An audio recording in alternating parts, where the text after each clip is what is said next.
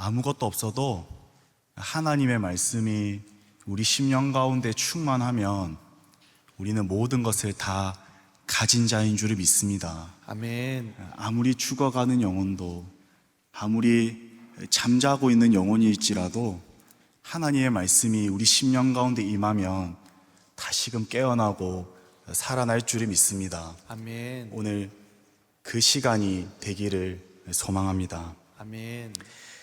바울은 아주 똑똑한 사람이었습니다. 바울은 유능했고 부족함이 없는 사람이었습니다. 우리가 보았을 때는 바울의 일생을 보면 참 부족함이 없는 사람처럼 보입니다. 모든 것을 다 가진 사람같이 보여요. 남들에게 부러움의 대상이었고 남들이 가지지 못한 것들을 그는 가지고 있었던 사람이었습니다. 그러나 그에게는 육체적인 이 질병이 있었는데요, 그가 가지고 있었던 병에 관해 어떤 학자들은 바울의 병은 간질이라고 말하기도 합니다. 허나 간질의 증상이 어떤지 우리가 생각해 볼 때 바울에게 과연 그와 같은 증상이 있었는가 떠올려 본다면 성경에서 단 한 군데도 찾아볼 수 없습니다. 또 어떤 이들은 안질이라는 이 질병을 알았을 것이다 라고 추측합니다. 이것도 추측일 뿐 바울이 육체의 가시라고 표현할 정도로 자신이 겪고 있던 질병이 무엇인지 명확하게는 알 수 없습니다. 하지만 분명한 건 그는 희귀한 병에 걸려 있었고 낫지 못한 질병을 가지고 있었던 것은 분명한 사실입니다. 오늘 우리가 읽은 본문 말씀 11절 말씀을 보시면 이렇게 기록하고 있습니다. 내 손으로 너희에게 이렇게 큰 글자로 쓴 것을 보라. 내 손으로 너희에게 이렇게 큰 글자로 쓴 것을 보라. 여기 보면 큰 글자라고 기록되어 있는데요, 그가 이런 질병으로 인해 몸이 쇠약해지고 시력이 나빠져 눈이 잘 안 보였기 때문에 그는 손을 들어 큰 글자로 쓴 것이 아닙니다. 여기서 큰 글자로 썼다는 말에는 어떤 의미가 담겨 있냐면, 쉽게 말해 중요한 얘기를 내가 이제 기록하겠다는 것입니다. 그만큼 중요하고 그만큼 너에게 해야 할 말, 너희들이 반드시 기억하고 알아야 할 중요한 내용을 강조하고 싶을 때 큰 글자로 쓰는 관례가 그 당시에 있었습니다. 바울은 그러면 갈라디아서를 마무리하면서 무슨 말을 하고 싶었길래 이렇게까지 큰 글자를 사용하며 강조하고 싶었던 게 무엇인지 본문을 통해 우리가 한번 살펴보기를 원해요. 오늘의 이 말씀을 반응하고 이 말씀이 우리 심령에 깊이 새겨지는 귀한 은혜가 있기를 예수님의 이름으로 축복합니다. 아멘. 자, 먼저 간단하게 갈라디아서 배경을 한번 우리가 짚어보자면, 갈라디아 지역은 아시아 지역입니다. 바울이 이곳에 가서 순수한 복음을 전했죠. 바울이 전한 복음의 요지는요, 굉장히 심플했습니다. 의인은 믿음으로 말미암아 살리라. 십자가 외에는 구원의 길이 없다. 오로지 예수님만이 구원이시다. 이것이 바울이 담아서 전했던 복음의 전부입니다. 이 복음을 바르게 전하고 나서 바울은 또 다른 데로 복음을 전하고자 그는 떠났습니다.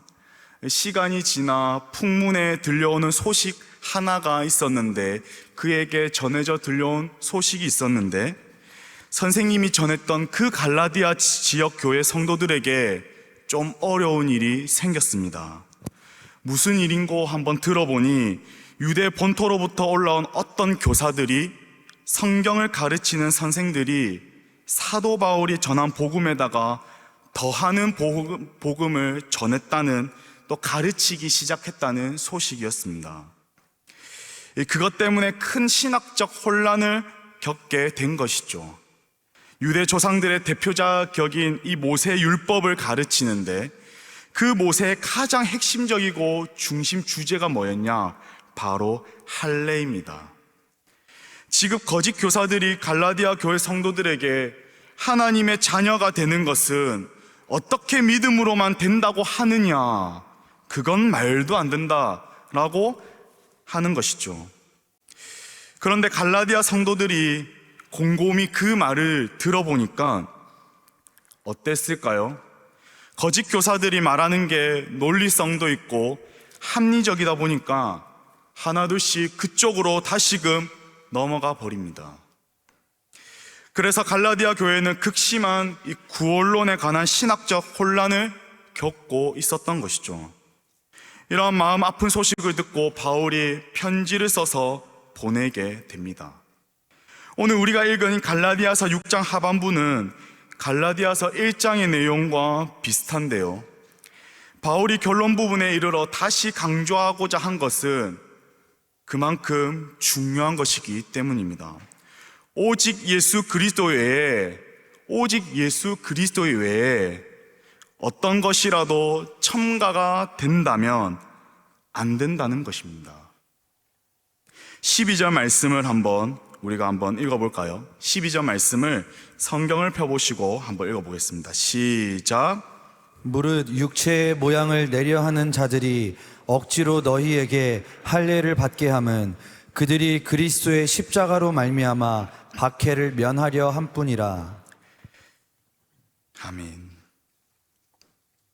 이 말씀은 우리가 그냥 말씀을 보면은 이해하기 어려워요. 그래서 이 말씀을 기록한 이유를 우리가 좀 설명을 들어보면은 좀 이해하시기 편하실 텐데, 예를 들어 오늘 본문에서 말하고 있는 이 할례를 받아야 구원이 완성이 된다든지, 어떤 우리의 인간의 공로와 능력이 더해져야 구원이 완성된다라고 가르치거나 설명하는 것은 마치 예수 그리스도께서 십자가의 고난을 받고 우리를 구원하기 위해서 죽으신 그 예수님의 고난을 무력화시키고 무의미하게 만드는 것이다, 그 말을 지금 하고 있는 것입니다. 그 말을 하고 있다는 거예요.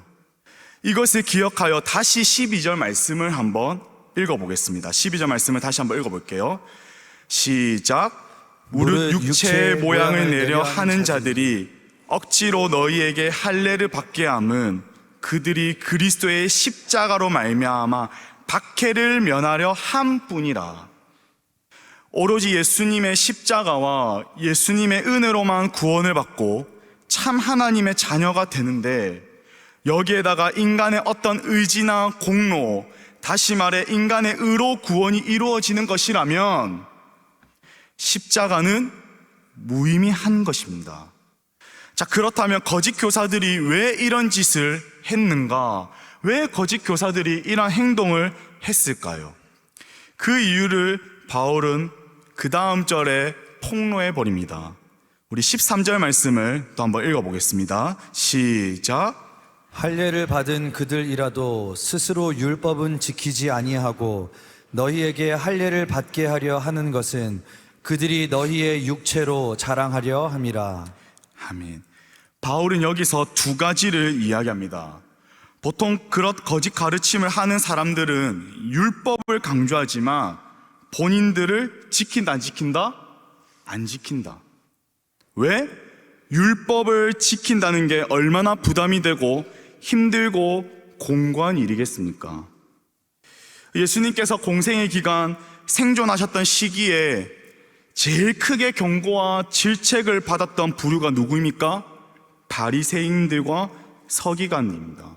이 바리새인들과 서기관들로 대변되는 바로 율법 선생, 율법 교사들입니다. 예수님은 그들을 향해 뭐라고 하셨나요? 해칠한 무덤, 외식하는 자라 하셨습니다. 이렇게 예수님이 말씀하신 것은 정작 그들이 가르치는 내용과 삶이 굉장히 달랐기 때문이에요.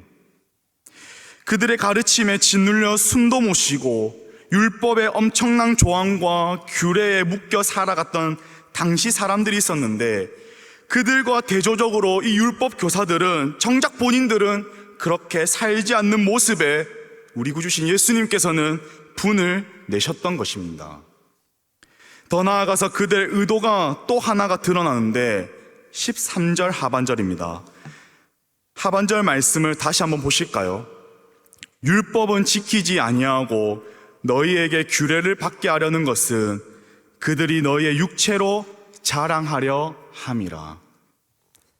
이는 그들의 권력과 그들의 권위를 자랑하는 겁니다. 내가 이번에 할례를 몇 명 줬는지 알아?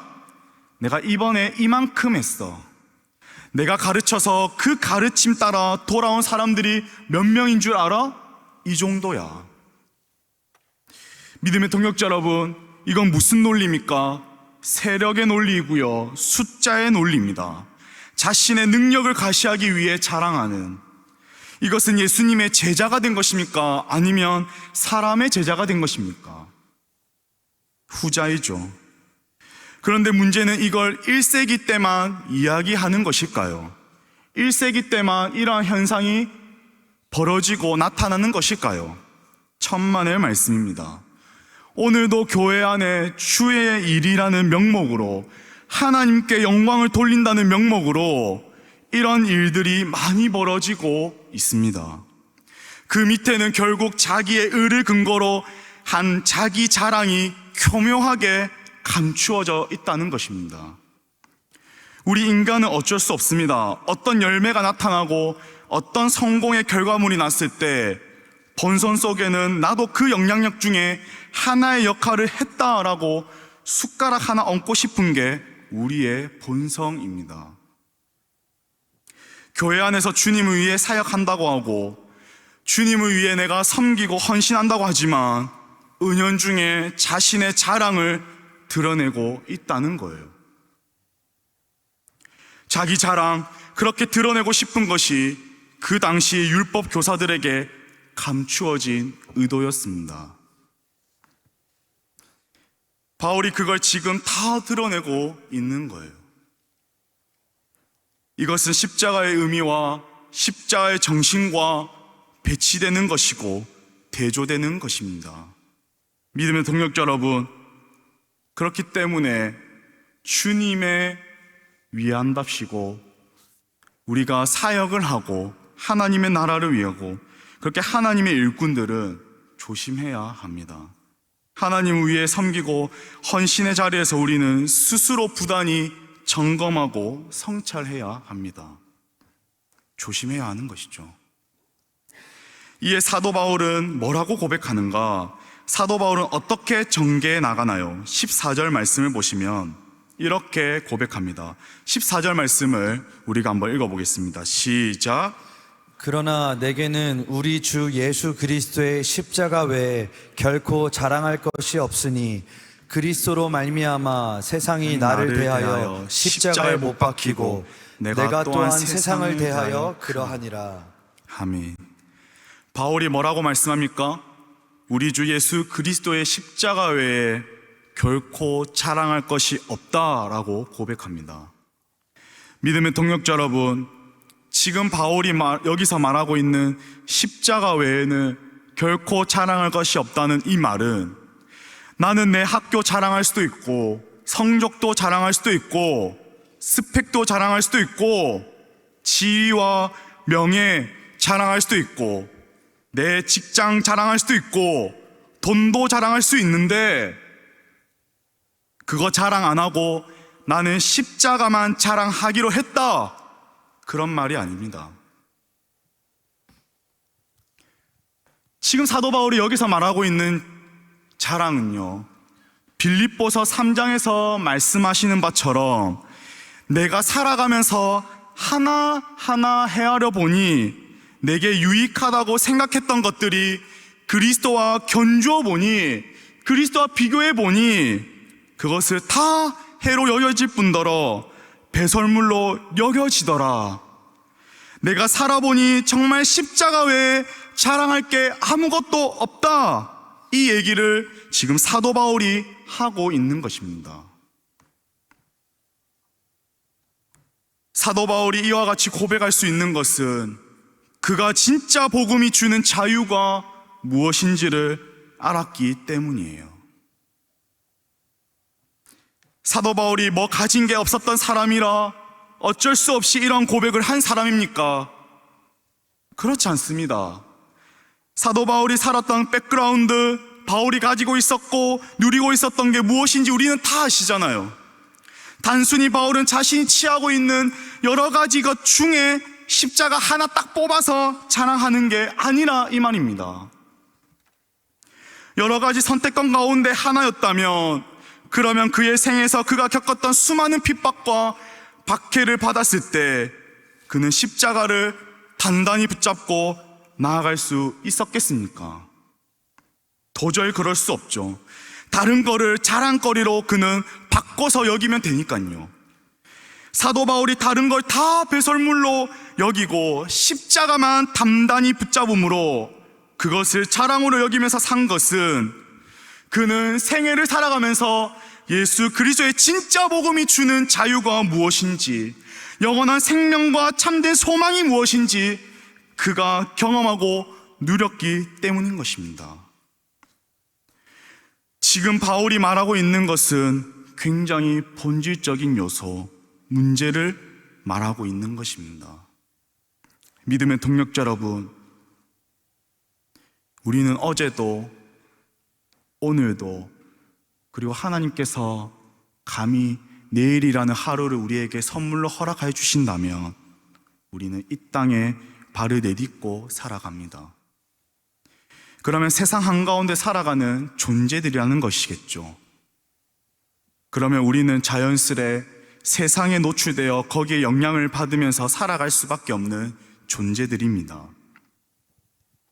우리는 어쩌면 조금 전에 말씀드렸던 교회 안에서뿐만 아니라 교회 밖에서 세상의 방식과 동일하게 자랑하며 살아가고 있을 수도 있고, 그렇게 살아가고 있을지도 모르겠습니다. 바울이 말한 자랑과 세상이 말하는 자랑은요, 너무나도 달라요. 세상이 말하는 자랑은 뭘까요? 그 기준은 뭘까요? 내가 얼마나 대단한가입니다. 성공과 외모, 학벌과 돈, 지위, 명예, 실력, 내가 다 이루어낸 것을 말한다면, 사도 바울이 말한 자랑은 철저하게 하나님께 초점이 맞춰져 있습니다. 자신은 철저하게 십자가 뒤에 감춰지고 십자가맨이 드러나는 그분의 은혜, 예수님의 십자가, 철저하게 주님 중심인 것이죠. 믿음의 동력자 여러분, 저와 여러분들의 자랑은 무엇인가요? 저와 여러분들이 하나님께서 허락하신 삶의 터전에서 무엇을 자랑거리로 여기면서 살아가고 계십니까? 창세기 4장을 보시면, 창세기 4장 16절부터는 가인의 자손에 대해서 얘기를 하고 있습니다. 가인은 하나님께서 자신의 재물을 받지 않으시자 가인은 분이 나서 동생 아벨을 쳐 죽여버리죠. 그리고 나서 가인은 하나님을 떠나 자신의 힘을 과시하며 자신의 능력을 자랑하며 살아가는 분류가 됩니다. 그래서 그의 자손들을 보면 이와 같습니다. 창세기 4장 23절과 24절에 이 라멕이라는 사람이 등장하거든요. 가인의 후손, 가인의 자손 이 라멕이 등장하는데요, 이 라멕은 최초의 노래를 짓습니다. 그런데 그 안의 내용을 보면 하나님께 올려드려야 할 찬송을 살인을 저지르고 승전가로 부르고 있음을 우리는 확인하고 볼 수 있어요. 이는 곧 자기의 힘을 과시하고 드러내는 것입니다. 이어서 라멕의 자손들이 쭉 열거되는데요, 20절에는 야발이 등장합니다. 이 야발은 축산업의 조상이 돼요. 그리고 21절에 유발이라는 사람이 등장하는데요, 이 유발은 음악의 조상이 돼요.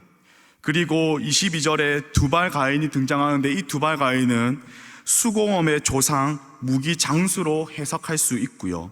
이어 나오는 나아만은 두발 가인의 누이인데, 나아만은 아름다운 외모를 가졌다는 뜻입니다. 이들은 문명과 기술, 문화를 꽃피웠고 위대한 업적을 세운 사람들입니다.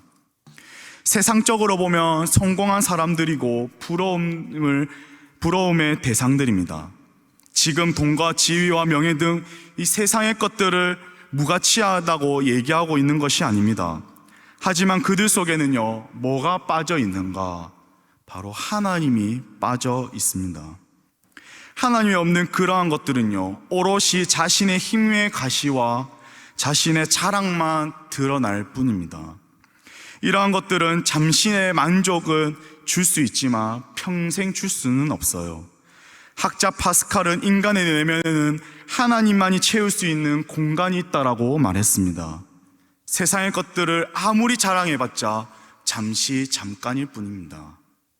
잠시면 곧 우리 눈앞에서 다 사라지는 것들입니다. 세상의 것은 영원하지 않습니다.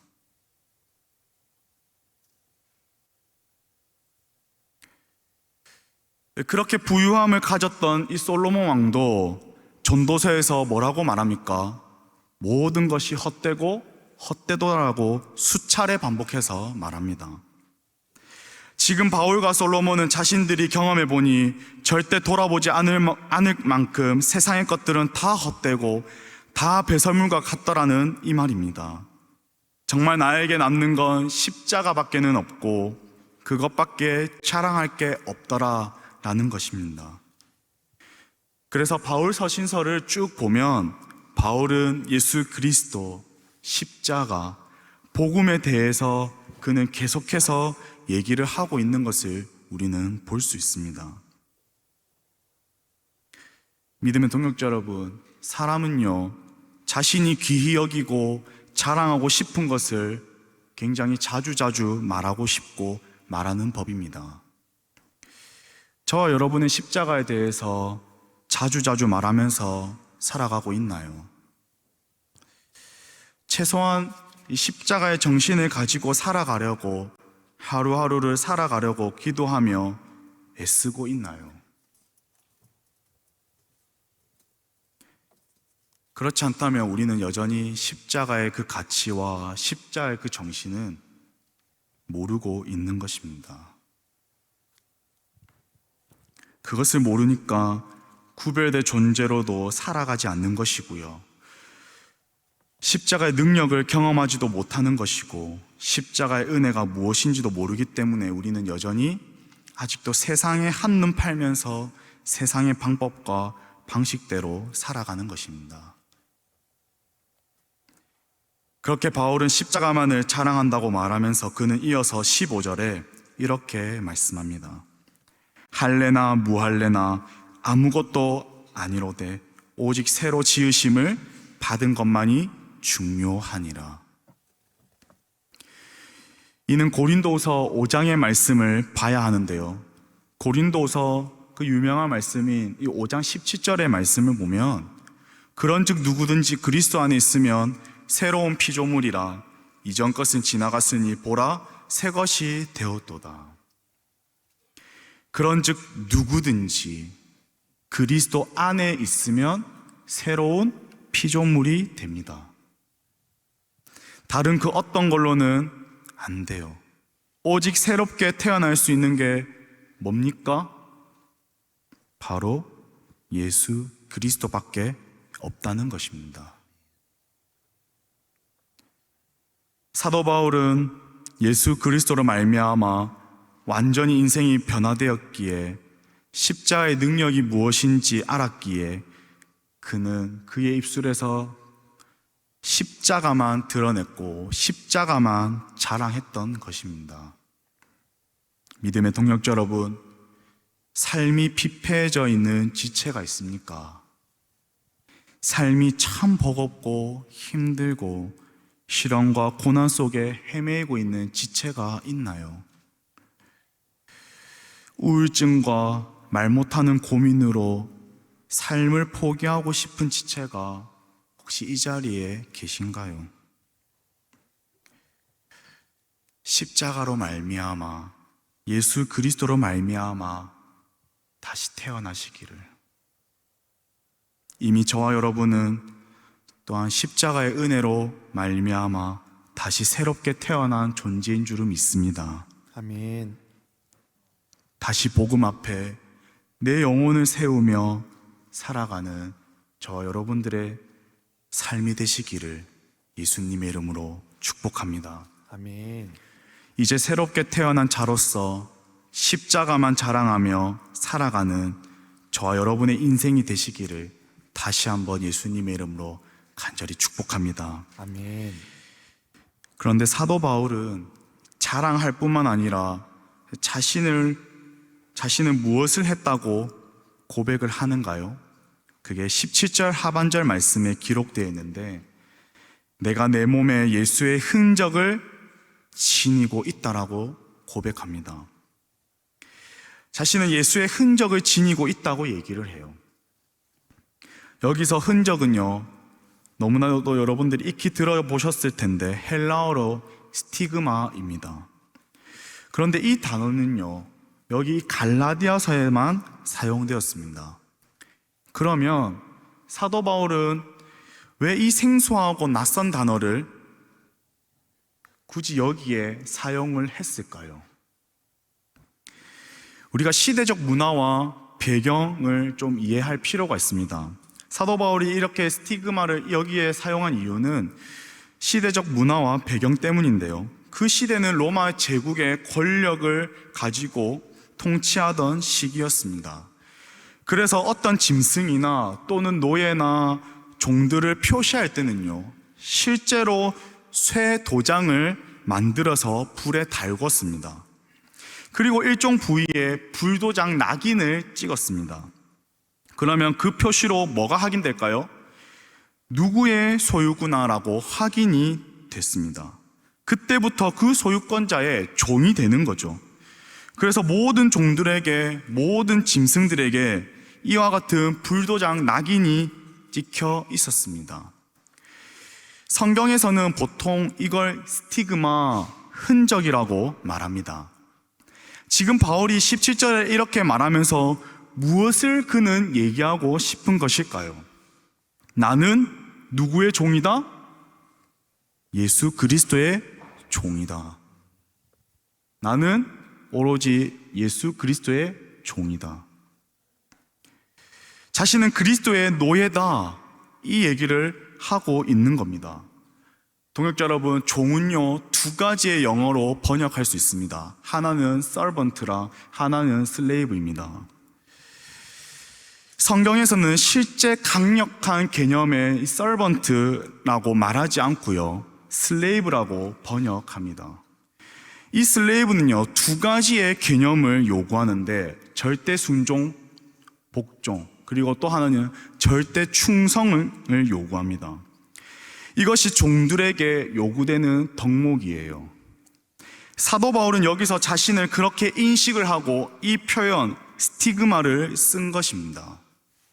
그런데 말입니다, 이 종은 억지로 맺어진 관계가 아니라 사랑으로 맺어진 사랑의 종이라는 거예요. 믿으면 동역자 여러분, 사도 바울의 일생을 보면 그는 예수님으로 인해 다시 태어나고 난 후부터 위기의 순간이 연속이었습니다. 고난과 시련이 마치 껌딱지처럼 달라붙어 있는 인생이 그의 인생이었죠. 그럼에도 그는 그런 상황에서도 굴하지 않고 흔들리지 않고 늘 담대하게 능력을 가지고 살아갈 수 있었던 것은 그리스도께 종으로 묶여져 있기 때문에, 그렇게 그리스도께 종으로 묶여졌기 때문에 그러한 것들로부터 그는 자유로울 수 있었던 것입니다. 그리고 우리가 또 기억해야 할 것이 있는데, 예수의 흔적을 지니고 있다라고 말했을 때 여기 지니고 있다는 말에는 또 하나의 의미가 담겨져 있다는 거예요.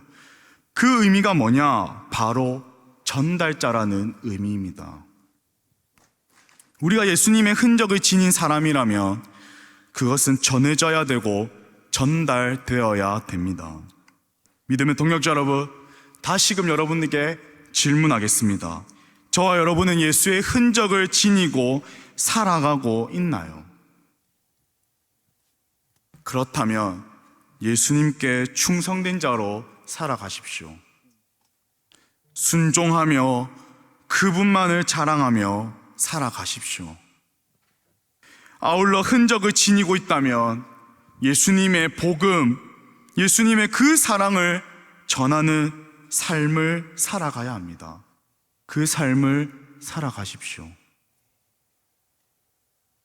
다음 주에는 행축이 있죠. 태신자들을 기도하고 우리가 태신자들을 품었다면 동력자들이여 이제 전하십시오.